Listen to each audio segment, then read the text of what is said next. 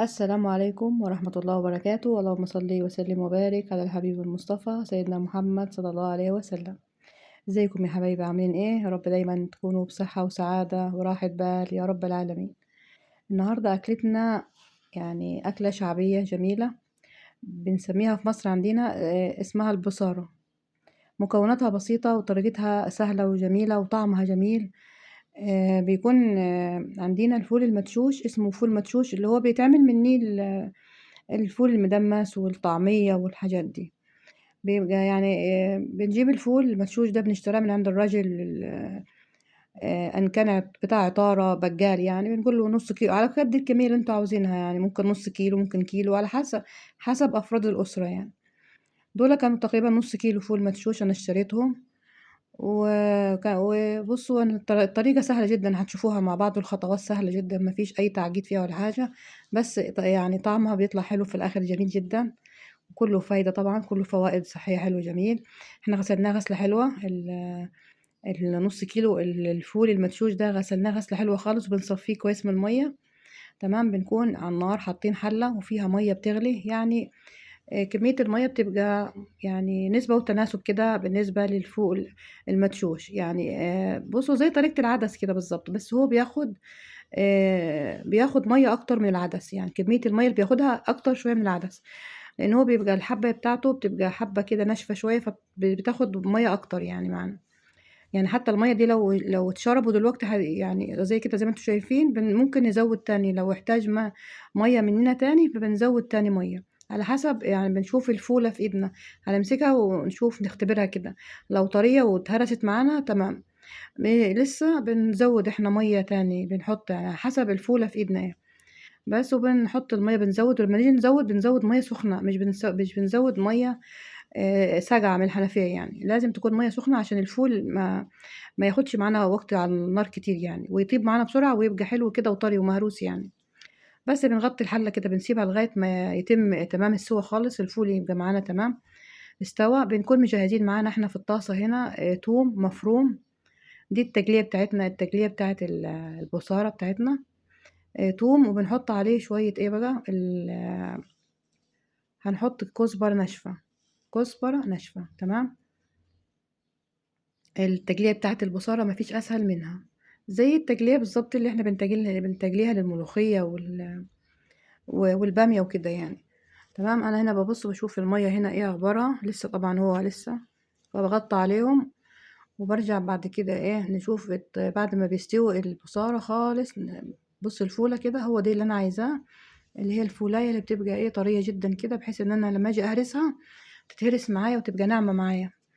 باعمل إيه بقى أنا الخطوة اللي بعد كده، باجيب معلقتين كده ملوخية ناشفة، عارفين الملوخية الناشفة؟ طبعًا المكون ده شيء أساسي بالنسبة للبصارة، هي أهم خطوة دي أهم مكون بيدخل فيها هو الملوخية الناشفة دي. تمام، طبعًا هُم استووا، يعني ما اقدرش أحط الملوخية غير لمّا تكون الفول استوى خلاص كده. وبانزل طبعًا بعد بادّيهم إيه بادّيهم كده بالمضرب دلوقتي، المضرب السلك، عشان خاطر يبقوا كده كلّهم تمام تجانسوا مع بعض ويدّوني القوام اللي هو إيه الحلو ده كده، اللي هو الناعم الحلو كده.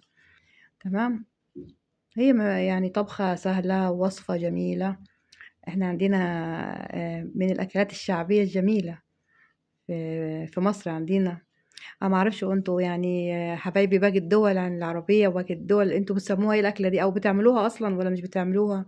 فلو مش بتعملوها حقيقي جربوها، طعمها لذيذ بجد، طعمها روعة يعني. كمان لو عندكم سمن بلدي كمان في الآخر كده، هاوريكم أنا لو في سمن بلدي كده في آخر الطبق بعد ما نخلص ونغرف كده، نحط كده شوية سمن بلدي كده على الطبق وإحنا إيه بناكل. ما أقولكمش يعني على طعم الوصفة دي بصراحة يعني ما شاء الله يعني. طبعًا هي كده خلاص إحنا يعني مزجنا الخليط خالص، خالص، نعمناه جوي يعني، فبننزل كده بشوية مَيّة لازم طبعًا، مش هينفع طبعًا نسيبوهم كده، لازم شوية مَيّة نفكّوهم شوية، تمام. اللهم صل وسلم وبارك على الحبيب المصطفى سيدنا محمد صلى الله عليه وسلم. هافضل أحط أنا في المَيّة بقى لغاية ما آخد القوام المناسب الحلو يعني، ولا هو خفيف خالص ولا هو تقيل خالص، يعني القوام اللي أنا هاشوفه حلو ومناسب ليّا هاكتفي كده بالمَيّة. خلي بالكم ان بعد ما بتحطوا الميه وبتغلي وبتسيبوها ممكن هتلاقوها رجعت ايه، جمدت شويه، مسكت شويه، يعني خلي بالنا من الموضوع ده. تمام. هي البصاره والعدس كده خلي بالكم، العدس والبصاره لما بيقعدوا بعد ما بيبردوا بتحسوهم مسكوا شويه كده، يعني جمدوا شويه كده. هنخلي بالنا من النقطة دي يعني. خلي بالنا بالقوام، هو المطلوب ده كده. شايفين القوام هو ده، زي ما انتوا شايفين في الصورة كده اهو.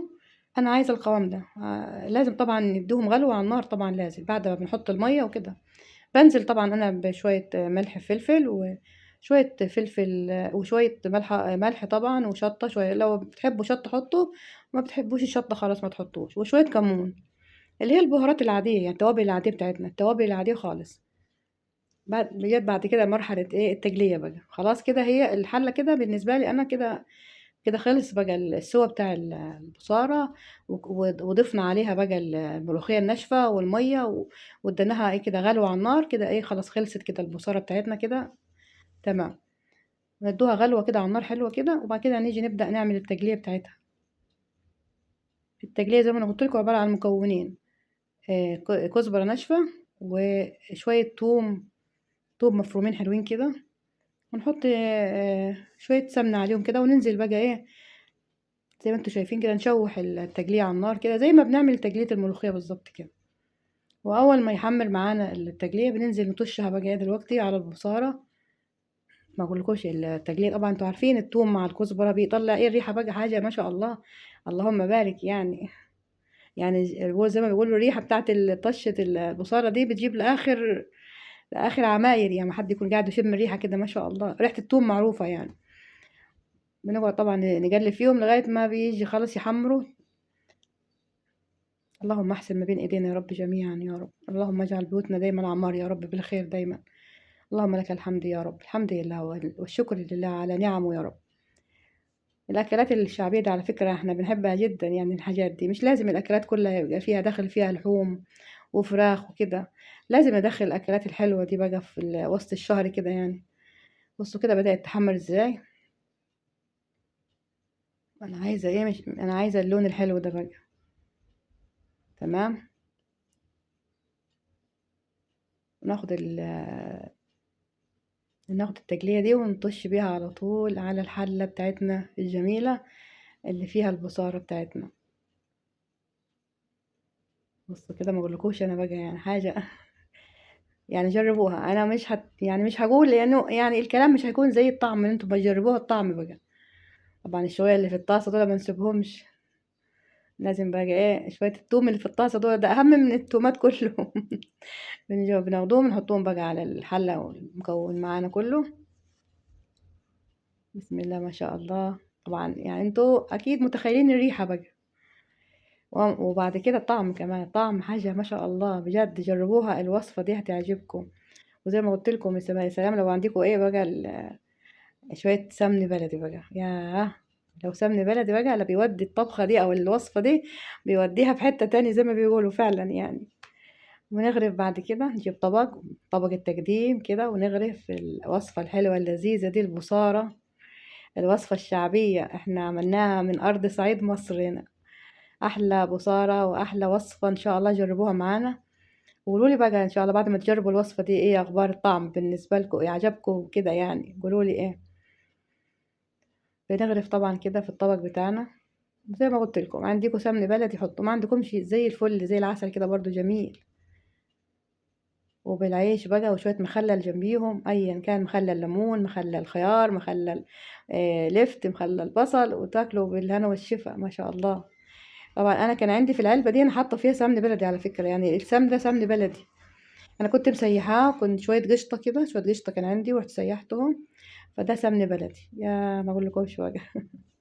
كده مش ناقص غير حته رغيف حلو كده، رغيف حلو كده طري، والمخلل بقى وتاكلوا بالهنا والشفا كده ان شاء الله. جربوها بجد، هتنبسطوا منيها، وهتعملوها كتير كمان يعني. ان شاء الله بالهنا والشفا يا رب العالمين. يا الله للي يعملها كده ويجربها بالهنا والشفا. انا بوريكم بقى السمن اللي انا عاملاه بقى من القشطه بتاعت اللبن. قشطه اللبن بعد ما بيغلي بروح اجمعهم، واروح ايه عاملاهم بقى، اسيحهم بقى كده على النار. عامله لكم الوصفه دي بتاعت القشطه اللي في القناه عندي، بروحوا شوفوها برضه. القشطة لمّا بتتجمّع بنعمل منيها بعد كده سمن بلدي، نحطّوها على النار ونسيّحها بقى. إن شاء الله كده، والسلام عليكم ورحمة الله وبركاته، بالهنا والشفا، مع ألف سلامة.